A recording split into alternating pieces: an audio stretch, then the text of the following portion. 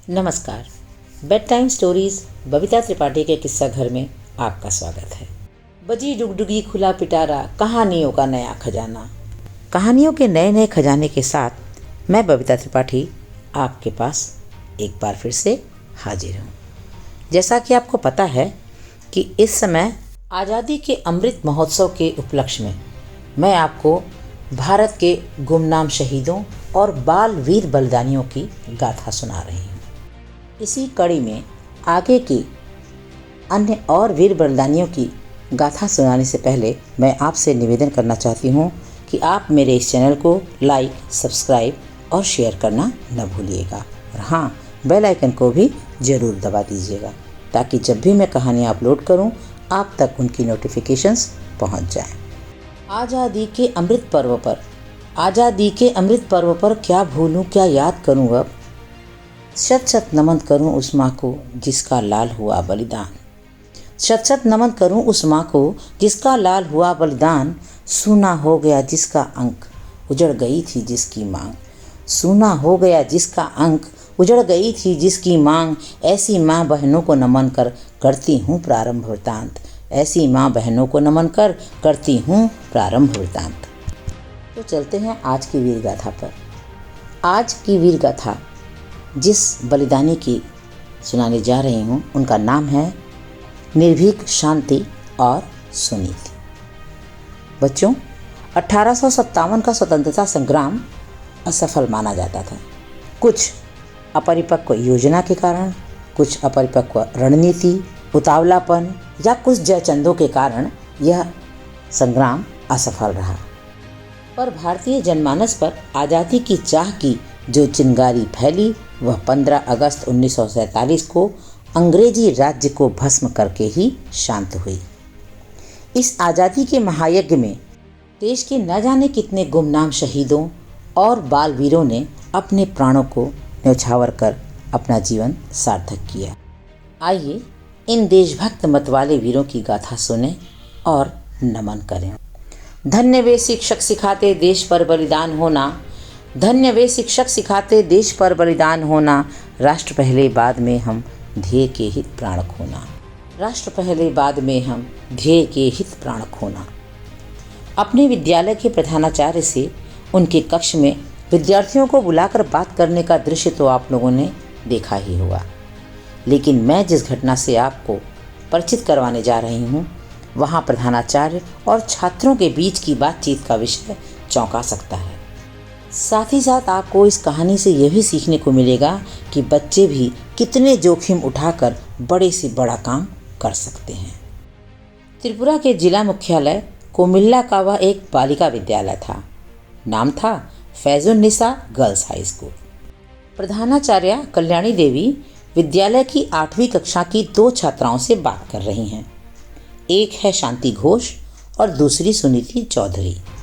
उम्र है 14-14.5 वर्ष। चर्चा का विषय न पढ़ाई है न विद्यालय का कोई आयोजन, बल्कि वे चर्चा कर रही हैं जिला मजिस्ट्रेट स्टीवेंस के सीमातीत अत्याचारों की। शाम 7 बजे के बाद घर से न निकलना, 16 वर्ष से बड़े नागरिकों को बिना परिचय पत्र के न निकलना, चप्पा चप्पा पुलिस की निगरानी में, विद्यालय तक पर पुलिस का पहरा। जनजीवन पूरी तरह असामान्य और त्रास भरा हो गया था। स्वतंत्रता के प्रयत्नों को अपने प्रति विद्रोह बताकर अंग्रेजी शासक सामान्य भारतीयों को ऐसे ही डराया करते थे। इस आतंक से मुक्ति का एक ही उपाय था, दुष्ट स्टीवेंस को यमलोक पहुंचा देना।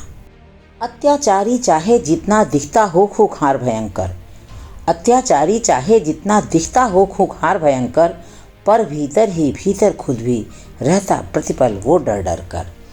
पर भीतर ही भीतर खुद भी रहता प्रतिपल वो डर डर कर। अत्याचारी बाहर से कितना भी भयभीत करने वाला दिखे, अंदर से वह स्वयं भी बहुत डरा हुआ रहता है। स्टीवेंस का भी यही हाल था। उसके बंगले के चारों ओर लोहे के कटीले तारों की दोहरी बाड़ घिरी हुई थी। हर पल सशस्त्र पहरेदार उसकी रक्षा में तैनात रहते थे। वह घर से ही कार्यालय चलाता था, बाहर बहुत कम ही जाता था और बंगले पर उससे भेंट भी कड़ी जांच पड़ताल के बाद ही हो पाती थी। उसे मारने का बीड़ा कई क्रांतिकारी उठा चुके थे। सरकार को इस आशय की धमकियां भी मिलती रहती, पर सफलता अभी तक नहीं मिली थी।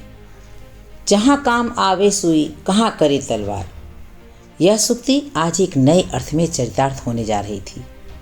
शांति और सुनीति ने इस काम की जिम्मेदारी अपने ऊपर ली थी। उनकी प्रधानाचार्य कल्याणी देवी के पिता श्री वेणी माधव जी सुभाष चंद्र बोस के गुरु रहे थे और छोटी बहन वीणा दास बंगाल के गवर्नर स्टैनली जैक्सन को मृत्यु के सुपुर्द कर 13 वर्ष की कारावास काट रही थी। जैसा गुरु वैसे ही चेले। कल्याणी देवी अपने छात्राओं में स्वतंत्रता की भावना कूट कूट कर भरती रहती थी। साल था सन 1931। दिनांक 14 दिसंबर की ठंडी सुबह थी। विद्यालय की वेशभूषा में इन दोनों छात्राओं ने पहरेदार को बताया, हमें जिला मजिस्ट्रेट साहब से मिलना है। किस लिए मिलना है?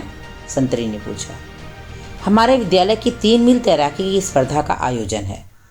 हमें उस दिन नदी में स्टीमर, मोटरबोट, नावों के आने जाने पर रोक लगाने के लिए उनसे निवेदन करना है। कहते हुए शांति ने एक प्रार्थना पत्र निकाल कर बताया। छोटी बच्चियों और उनके काम को देखकर उन्हें अंदर जाने की अनुमति मिल गई।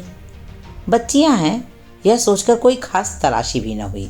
अब शांति और सुनीति स्टीवेंस के कार्यालय के प्रतीक्षा कक्ष में जा पहुंची। उन्होंने पर्ची पर नाम लिखा, ईला सेन और मीरा देवी, और अंदर भिजवा दिया। अंदर से बुलावा आया तो जाकर आवेदन प्रस्तुत कर दिया। स्टीवेंस ने पढ़ा, हल्के से मुस्कुराया और बोला, इसे प्रधानाचार्य से पहले अग्रेषित तो करवाओ, फिर हमें देना। जी सर। कहते कहते शांति ने खुजली के बहाने बगल में दबी पिस्तौल निकाल ली। स्टीवेंस तो आवेदन पर प्रधानाचार्य अपना अभिमत दें लिखता हुआ झुका हुआ था, पर उनको तो अभिमत कुछ और ही मिला हुआ था। सुनीति ने भी पिस्तौल निकाली और स्टीवेंस पर अचूक निशाना लगा दिया। वह लुढ़क पड़ा। गिरफ्तारी हुई।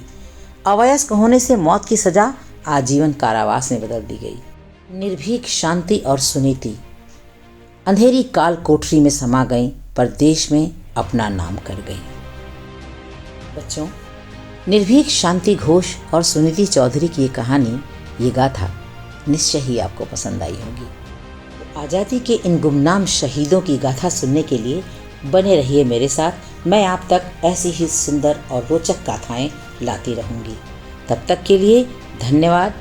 और हाँ, चैनल को लाइक, सब्सक्राइब और शेयर करना ना भूलिएगा। कमेंट्स करके मुझे बताइएगा कि इन बाल वीरों की बलिदान की गाथाएं आपको कैसी लगी।